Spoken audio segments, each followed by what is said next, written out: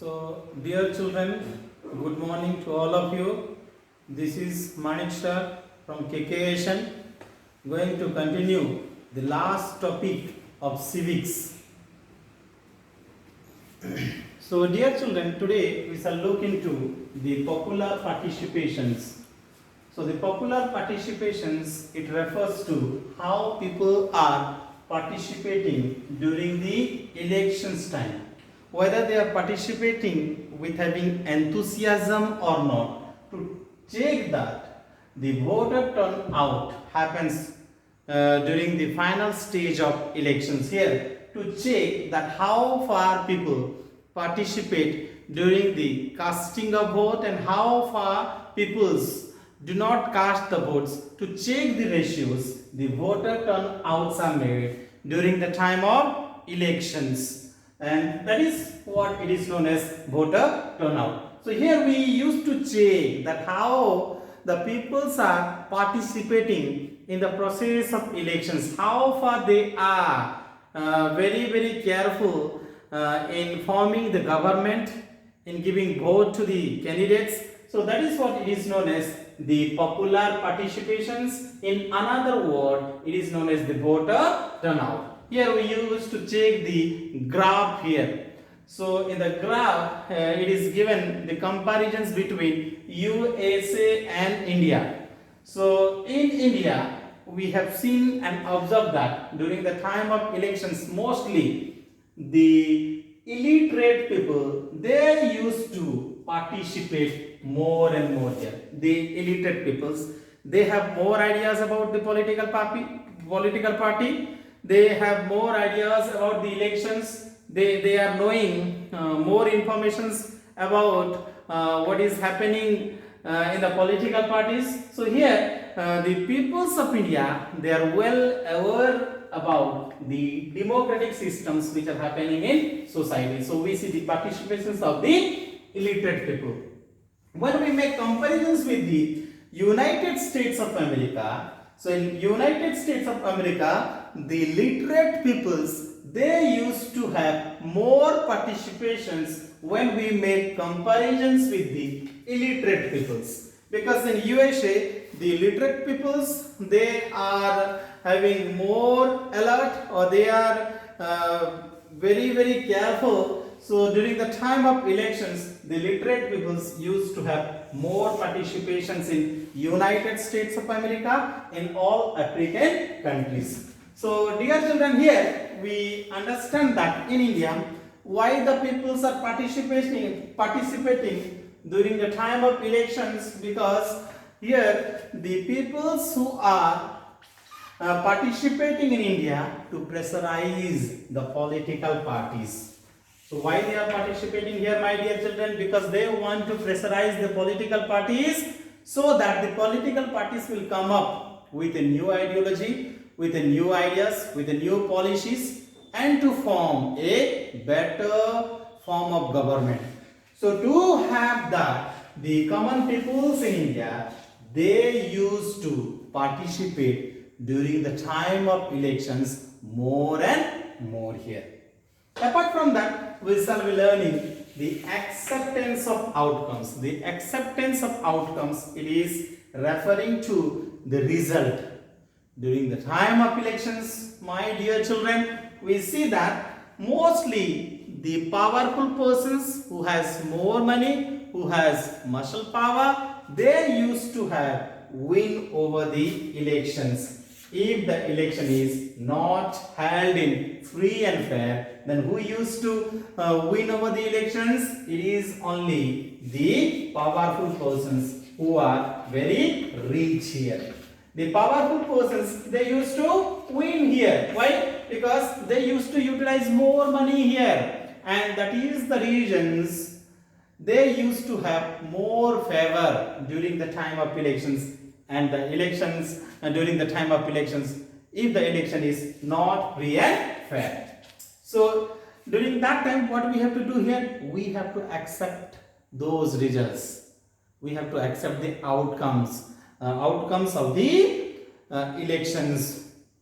And many times what we see, when we make comparisons between the USA and India, we need to understand that in India, it is not necessary that always the ruling party used to win over the election.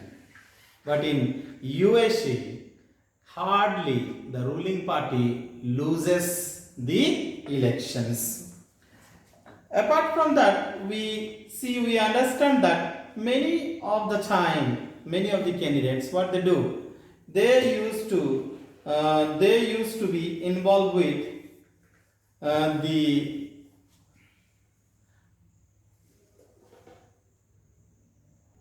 so the candidates who are known to spend lot of money and have criminal connections, they used to lose often. And at the same time, during the time of elections process, dear children, whatever the outcomes, we used to accept it because we think that it is the verdict of the people here. So right now we shall be talking very briefly about the challenges of free and fair election. Challenges of free and fair elections. What are the challenges which are faced by the free and fair elections? So, dear children, here in India, we have seen that mostly we are facing lot of challenges in this democratic society. And what are some of the challenges we see here?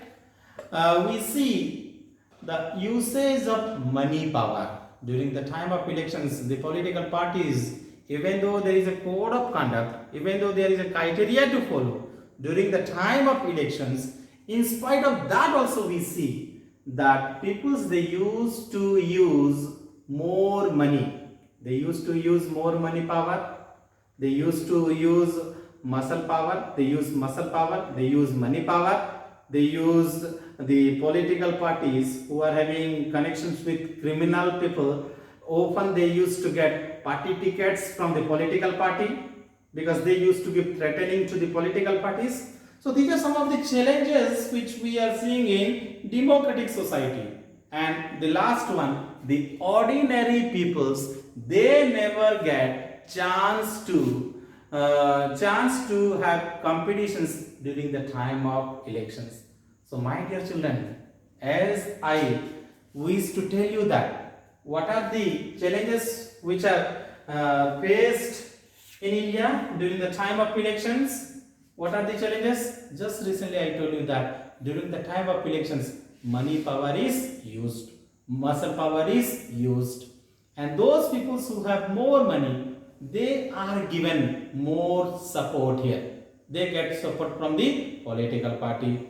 Those people who are having more popularity in the society, they are the most prominent peoples in the society. Sometimes in the name of caste and religions, people used to get favor from the political parties because they have an agenda of politics in caste in politics. Because of this agenda, they used to get more favor from the political parties because they want, their target is to win over the elections here. And the second one, the political parties who has criminal connections, those people only get party ticket. That is another challenges which are faced during the time of elections or before the candidates coming into elections. This is another challenges which are faced by the political peoples. And the third challenges is the ordinary peoples. Rarely they get a chance to stand in the elections.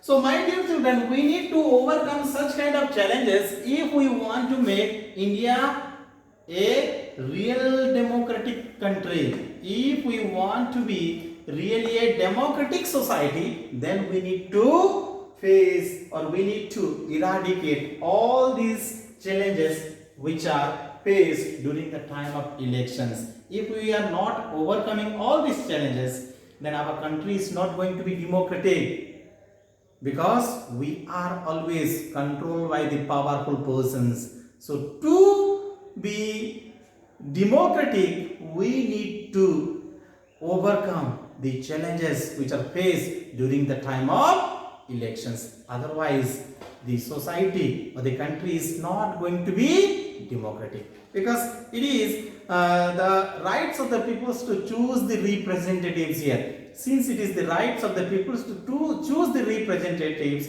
so during the time of elections, there should be free and fair elections. There should not be used of money. There should not be using of any kind of muscle power, because if we are doing such kind of activities, it is leading to illegal activities, which is not at all good in society, which is not at all good in democratic society. So dear children, so during the time of elections, we need to have, or we need to conduct free and fair elections. If we are not doing, then we are not going to be under the control of the democratic society.